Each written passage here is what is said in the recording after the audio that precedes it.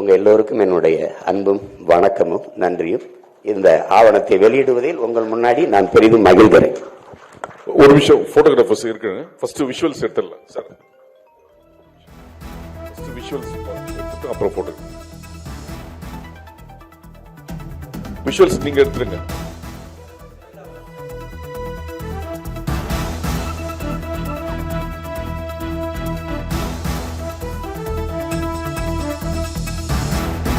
Visuals ஓகேன்னு சொல்லுங்க, photo எடுத்துக்கலாம்.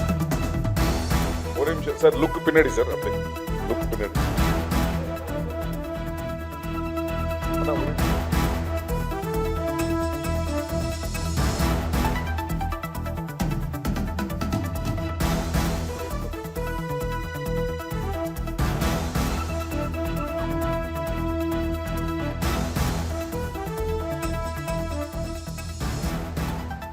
நாம் தமிழர் கட்சியின் தேர்தல் செயற்பாட்டு வரைவு அறிக்கையானது வெளியிடப்பட்டிருக்கிறது. சென்னை கிண்டியில் நாம் தமிழர் கட்சியின் தலைமை ஒருங்கிணைப்பாளர் சீமானதனை வெளியிட்டிருக்கிறார்.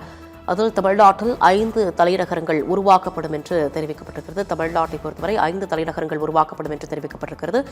கோவை தொழில் வணிக தலைநகராக மாற்றப்படும் என்று அந்த அறிக்கையில் குறிப்பிடப்பட்டிருக்கிறது. கோவை தொழில் வணிக தலைநகராக மாற்றப்படும் என்று குறிப்பிடப்பட்டிருக்கிறது. கன்னியாகுமரியை பொறுத்தமட்டில் தமிழர் மெய்யியல் தலைநகராக மாற்றப்படும் என்று அந்த அறிக்கையில் குறிப்பிடப்பட்டிருக்கிறது. தமிழ்நாட்டில் 5 தலைநகரங்கள் உருவாக்கப்படும் என்று தெரிவிக்கப்பட்டதைத் தொடர்ந்து கன்னியாகுமரி தமிழர் மெய்யியல் தலைநகராக மாற்றப்படும் என்று அந்த அறிக்கையில் குறிப்பிடப்பட்டிருக்கிறது.